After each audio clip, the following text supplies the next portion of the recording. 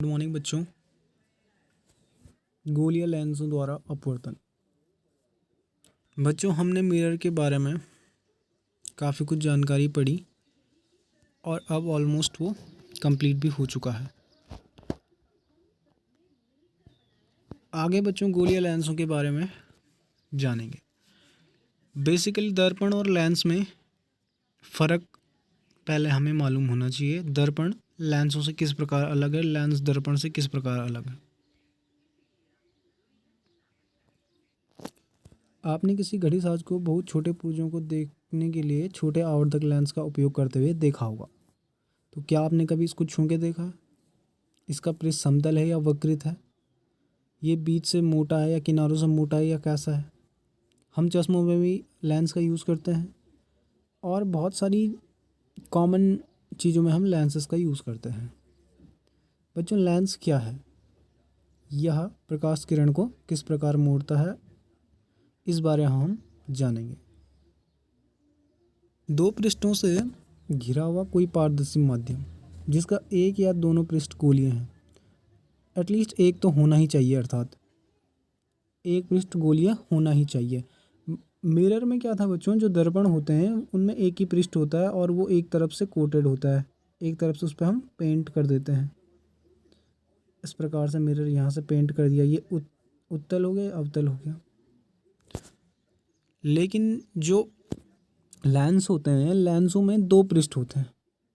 आप देख भी रहे होंगे यहाँ पे एक पृष्ठ ये है, दूसरा पृष्ठ ये है।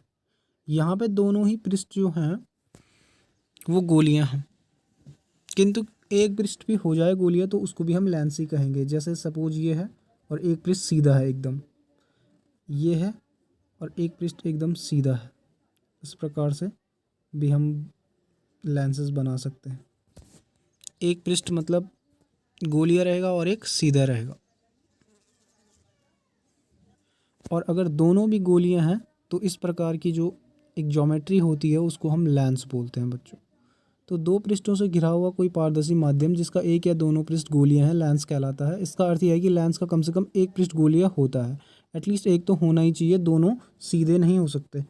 ये एक एक पृष्ठ ही हो गया, एक पृष्ठ ही हो गया, दोनों सीधे हैं तो ऐसे में लेंस जो है नहीं बन पाएगा हमारा। एक एटलीस्ट होना ही चाहिए गोलियां।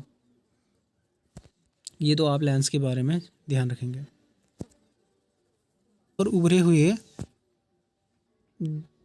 दो गोलीय पृष्ठ हो सकते हैं।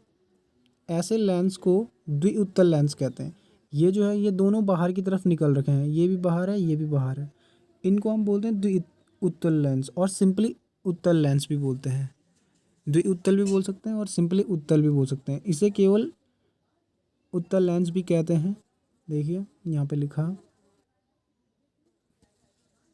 ज्योमेट्री कुछ इस प्रकार है। ये ऐसे ऐसे है तो आप देख रहे होंगे ये बीच से जो है मोटा है, बजाय कि किनारों के। किनारों पे ये पतला होता है और बीच से मोटा होता है। लिखा है यह किनारों की अपेक्षा बीच से मोटा होता है। और ये जो है अपने पे गिरने वाली लाइट को कन्वर्ज करता है, इकट्ठा करता है बच्चों, अभिसरित करता है।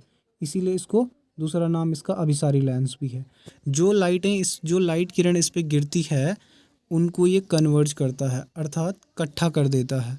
तो इसीलिए देखिए ये यहाँ पे दिख रहा है, ये डायग्राम के थ्रू पैरेलल रेज आ रही है, इनको ये इकट्ठा कर दे रहा है। तो ये इनको अभिसरित करता है, मतलब इन सबको मिलाने की कोशिश करता है, मिलाता है मतलब। तो इसीलिए इसको दूसरा नाम अभिसारी लेंस भी है। एक नाम इसका इसकी ज्योमेट्री, इसकी शेप की वजह से है, एक नाम इसका शेप की वजह से है और दूसरा नाम इसकी किरणों की अपसरित करने की वजह से है।